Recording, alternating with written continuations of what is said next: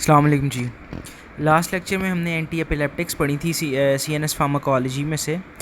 आज के लेक्चर में हम एंटी डिप्रेसेंट्स देखेंगे और उनकी क्लासिफिकेशन और उनका आगे ड्रग्स जितनी भी हैं उनको हम देखेंगे। अब इससे पहले एंटी डिप्रेसेंट स्टार्ट करने से पहले एक कॉन्सेप्ट है वो हम क्लियर कर लेते हैं। अब हमारे पास मूड डिसऑर्डर्स कितने टाइप्स के होते हैं? हमारे पास 4 टाइप्स के मूड डिसऑर्डर्स हैं। ठीक है जी। सबसे पहले एक हमारे पास मेजर डिप्रेशन आ जाता है, फिर डिस्थाइमिया आ जाता है, साइक्लोथाइमिया आ जाता है और उसके बाद बाइपोलर डिजीज़ आ जाते हैं। साइक्लोथाइमिया क्या होता है? इसमें डिस्थाइमिया प्लस हाइपोमेनिया होता है। ठीक है जी। और बाइपोलर डिजीज़ के आगे हमारे पास 2 टाइप्स हैं, एक बाइपोलर 1 है और एक बाइपोलर 2 है। बाइपोलर 1 में मेजर डिप्रेशन प्लस मेनिया में पेशेंट चला जाता है और बाइपोलर 2 में patient major depression plus hypomania में होता है। अब 2 केसेस हैं यहाँ, तो हम किन किन केसेस में एंटी डिप्रेसेंट्स को यूज़ करेंगे? ठीक है, एंटी डिप्रेसेंट्स को हम यूज़ करेंगे मेजर डिप्रेशन के केस में और डिस्थाइमिया के केस में। इन 2 केसेस में हम एंटी डिप्रेसेंट्स को यूज़ करेंगे, जबकि साइक्लोथाइमिया और बाइपोलर डिसऑर्डर्स में हम एंटी डिप्रेसेंट्स को यूज़ नहीं करेंगे, उसकी बजाय हम मूड स्टेबलाइज़र्स को यूज़ करेंगे। अब हमारे पास 3 टाइप के मूड स्टेबलाइज़र्स होते हैं, उनका निमोनिक हमारे पास है L, V और C। L से लिथियम, V से वेल्प्रोइक एसिड और C से कार्बामेज़ापिन। मूड स्टेबलाइज़र्स में जो इन साइक्लोथाइमिया और बाइपोलर डिसऑर्डर्स हैं, इनमें जो ड्रग ऑफ चॉइस हमारे पास होगी ये लिथियम है। ठीक है जी। अब नेक्स्ट देख लेते हैं अब types of depression based on aetiology. Aetiology के लिहाज से डिप्रेशन की कितनी टाइप्स हैं और किस टाइप के होते हैं। ठीक है जी। अब इटियोलॉजी या कॉज के हिसाब से देखा जाए तो डिप्रेशन की 2 टाइप्स होती हैं, एक हमारे पास एक्सट्रिंसिक है और एक इंट्रिंसिक। अब एक्सट्रिंसिक किस वजह से होती है? एक्सट्रिंसिक में क्या होता है कि आपको कोई भी मतलब एक्सटर्नल डिप्रेशन होता है। फॉर एग्जांपल आपके किसी बिलव्ड वन की डेथ हो गई, आपका कोई जॉब लॉस हो गया या कोई भी फाइनेंशियल लॉस हो गया, उसके अलावा डाइवोर्स वगैरह या कोई भी क्रॉनिक मेजर इलनेस वगैरह जिसमें बंदा बहुत देर से बेड पे पड़ा हो और रह के बंदा डिप्रेस हो जाता है, जिसमें CCF CLD वगैरह आ जाती है।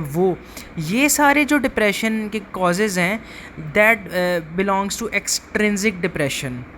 और सेकंड वन जो हमारे पास टाइप है वो है इंट्रिंसिक डिप्रेशन। अब इंट्रिंसिक में क्या होता है कि ब्रेन में हमारे पास कुछ की पॉइंट्स होते हैं। ठीक है जी। अब ब्रेन में कुछ की पॉइंट्स होते हैं और उधर जो होते हैं ये कुछ जो की अमाइंस होते हैं वो जाके अटैच होते हैं। ठीक है, उनको जाके वो उन की पॉइंट्स को ये की अमाइंस जो हैं जाके स्टिमुलेट करते हैं। ये जो की अमाइंस हैं ये 3 है, एक डोपामीन है, एक सेरोटोनिन है और एक नॉरएपिनेफ्रिन है।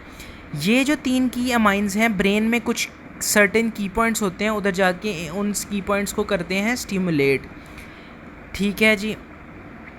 अब इन की अमाइंस की डेफिशिएंसी हो जाती है, जिसकी वजह से वो की पॉइंट्स जो ब्रेन में हैं वो स्टिमुलेट नहीं हो पाते। एज अ रिज़ल्ट हमारे पास इंट्रिंसिक डिप्रेशन आता है। ठीक है जी। अब देख लेते हैं कि अब क्लासिफिकेशन क्या है एंटी डिप्रेसेंट्स की। एंटी डिप्रेसेंट्स हमारे पास 4 टाइप्स के होते हैं। एक हमारे पास ट्राईसाइक्लिक एंटी डिप्रेसेंट्स हैं, एक सेरोटोनिन रीअपटेक इनहिबिटर्स हैं, एक हमारे पास सेरोटोनिन नॉरएपिनेफ्रिन रीअपटेक इनहिबिटर्स हैं और फोर्थ वन जो है हमारे पास monoamine oxidase type A inhibitors हैं। अब ट्राईसाइक्लिक एंटी डिप्रेसेंट्स में हमारे पास 6 ड्रग्स हैं। ठीक है, उनमें हमारे पास कौन कौन सी ड्रग्स आ जाती हैं? इसका निमोनिक है आपके पास पंडित, PANDIT। ठीक है जी, ट्राईसाइक्लिक एंटी डिप्रेसेंट्स। अब इसमें क्या होता है कि ड्रग्स के नाम ये हैं प्रोट्रिप्टाइलिन, एमिट्रिप्टाइलिन, नॉरट्रिप्टाइलिन, डेज़िप्रामीन, इमिप्रामीन और ट्रिमिप्रामीन, ये हमारे पास ट्राइसाइक्लिक एंटी डिप्रेसेंट्स आ जाते हैं। उसके अलावा हमारे पास सेकंड क्लासिफिकेशन जो है उसमें serotonin selective serotonin reuptake inhibitors आ जाते हैं। उसका निमोनिक हमारे पास है FCPS और E, FCPS E। F से फ्लूऑक्सीटीन, सिटेलोप्राम, पारोक्सीटीन, सर्ट्रालीन और एस्किटेलोप्राम आ जाता है। It's M basically. ठीक है जी, ये सारी ड्रग्स हमारे पास SSRIs में आ जाती हैं। SNRI में हमारे पास एक ही ड्रग आती है सेरोटोनिन नॉरएपिनेफ्रिन रीअपटेक इनहिबिटर में, वो वैनलेफेक्सिन है। और monoamine oxidase type A inhibitors में हमारे पास 2 ड्रग्स आ जाती हैं, फेनल्जीन और ट्रेनाइल साइप्रोमीन। ठीक है जी, ये थी हमारे पास क्लासिफिकेशन एंटी डिप्रेसेंट्स की। 4 टाइप्स हैं एंटी डिप्रेसेंट्स की: tricyclic anti depressants, selective serotonin reuptake inhibitors, serotonin norepinephrine reuptake inhibitors and monoamine oxidase type A inhibitors. ठीक है जी, अब हम इनको थोड़ा सा डिटेल में स्टडी कर लेते हैं। अब TCAs जो हैं हमारे पास ट्राइसाइक्लिक एंटी डिप्रेसेंट्स, इनका मोड मैकेनिज्म ऑफ एक्शन क्या होगा कि इन्होंने जो सेरोटोनिन नॉरएपिनेफ्रिन और डोपामीन है, इनकी रीअपटेक को इनहिबिट कर देना होता है। ठीक है जी, जब इनकी रीअपटेक को इनहिबिट कर देती हैं ये ड्रग्स, तो एज अ रिज़ल्ट इन तीनों की एमाइंस का जो लेवल है वो इंक्रीज़ हो जाता है। ठीक है, और जब इनका लेवल इंक्रीज़ हो जाता है तो उसकी वजह से हमें इफ़ेक्ट्स मिलते हैं। ठीक है जी, अब इंडिकेशंस क्या आ जाती हैं ट्राइसाइक्लिक एंटी डिप्रेसेंट्स की, क्योंकि एंटी डिप्रेसेंट्स सबसे पहली इंडिकेशन हमारे पास डिप्रेशन आ जाती है। उसके अलावा phobias, panic attacks, neuropathic pain में भी देते हैं, OCD मतलब ऑब्सेसिव कंपल्सिव डिजीज़ में देते हैं, डिसऑर्डर्स में देते हैं, और एनोरेक्सिया नर्वोसा में देते हैं। अब इसके साइड इफ़ेक्ट्स हमारे पास क्या आएंगे?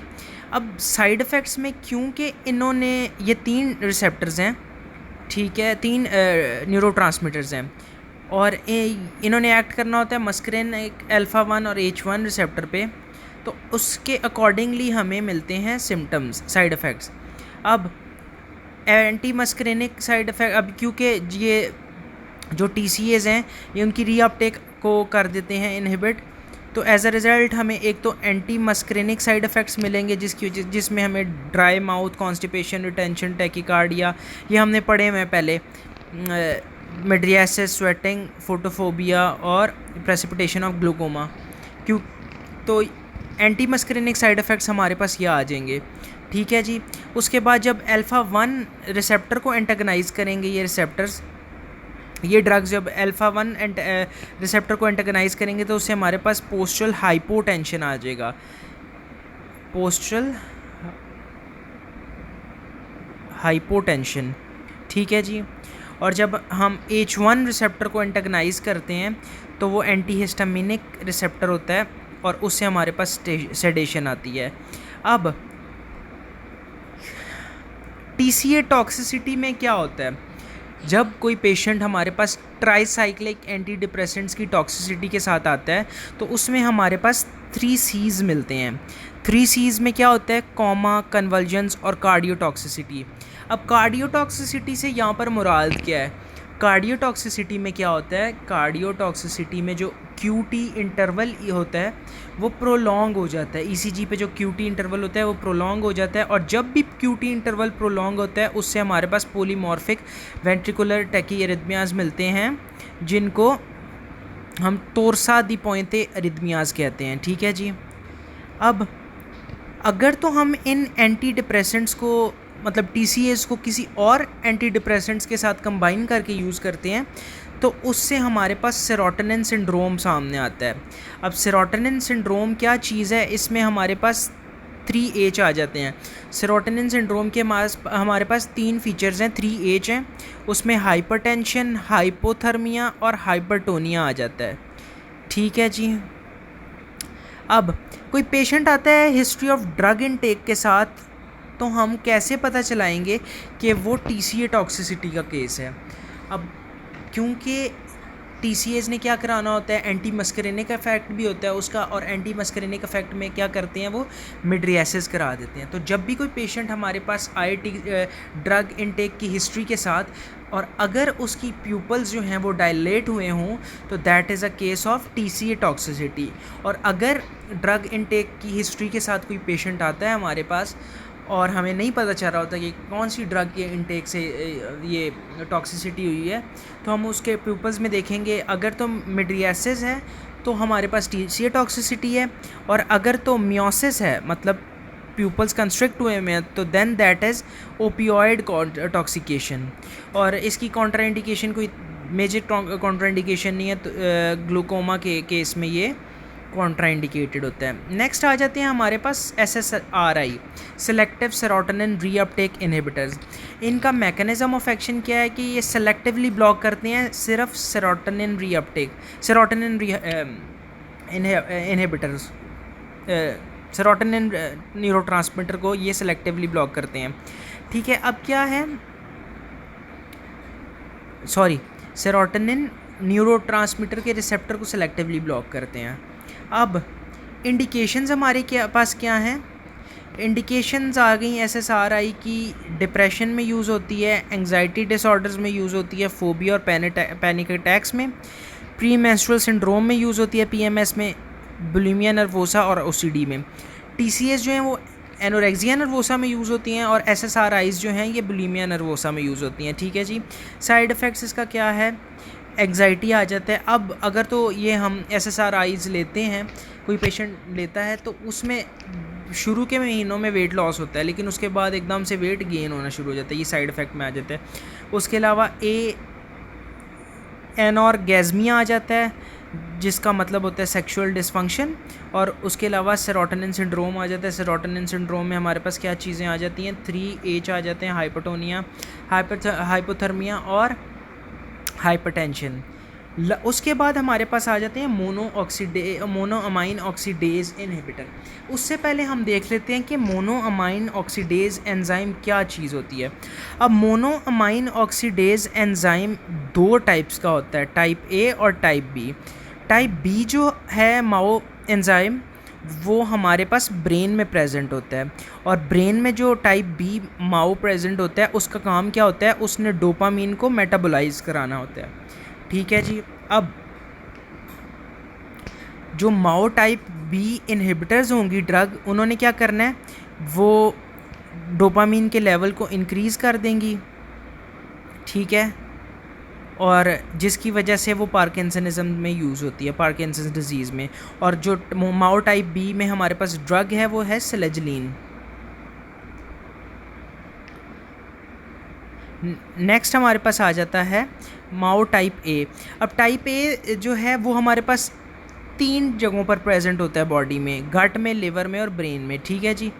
अब क्या सीन है कि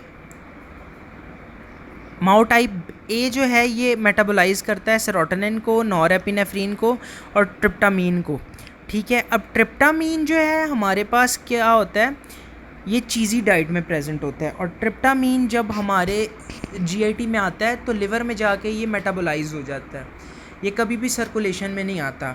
अगर ये सर्कुलेशन में आ जाए तो उससे हमारे पास क्या होता है, जब ये सर्कुलेशन में आ जाता है तो ट्रिप्टामीन क्या कराता है, ये इंटेंस नॉरएपिनेफ्रिन को रिलीज़ कराता है, इंक्रीज़ उस नॉरएपिनेफ्रिन के रिलीज़ को इंक्रीज़ कर देता है सिंपैथेटिक एक्सॉन टर्मिनल से, और एज अ रिज़ल्ट हमें हाइपरटेंशन, हेडेक, पैल्पिटेशन और प्रोफ्यूज स्वेटिंग मिलती है।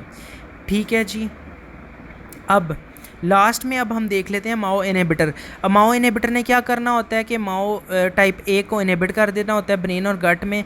एज अ रिज़ल्ट क्या होता है कि मेटाबॉलिज्म जो सेरोटोनिन का हो रहा होता है और नॉरएपिनेफ्रिन का जो मेटाबॉलिज्म हमारे पास हो रहा होता है वो डिक्रीज़ हो जाता है। एज अ रिज़ल्ट उसका जब मेटाबॉलिज्म डिक्रीज़ होता है तो सेरोटोनिन और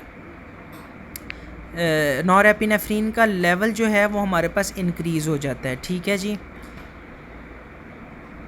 अब इसकी इंडिकेशन देख लेते हैं। इंडिकेशन जो है माओ टाइप ए इनहिबिटर्स की, ये मेजर डिप्रेशन में यूज़ होते हैं। साइड इफ़ेक्ट्स क्या आ जाते हैं, साइड इफ़ेक्ट्स में आ जाता है सेरोटोनिन सिंड्रोम। अगर इसको अदर्स एंटी डिप्रेसेंट्स के साथ यूज़ किया जाए, ठीक है। अब अगर तो चीज़ी डाइट के साथ यूज़ किया जाए तो चीज़ी डाइट, अगर कोई बंदा पिज़्ज़ा वगैरह खाता है या पास्ता में जिसमें चीज़ होती है वो खाएगा और वो डिप्रेशन का पेशेंट है और उसने माओ टाइप ए इनहिबिटर्स ले लिए हैं, तो उसने क्या करना है, उसने ट्रिप्टाइमिन को मेटाबोलाइज नहीं होने देना और वो आ जाएगा सर्कुलेशन में। जब वो सर्कुलेशन में आएगा तो उससे हमारे पास क्या आ जाएगा, हाइपरटेंशन, हेडेक, पैल्पिटेशन और स्वेटिंग, ठीक है।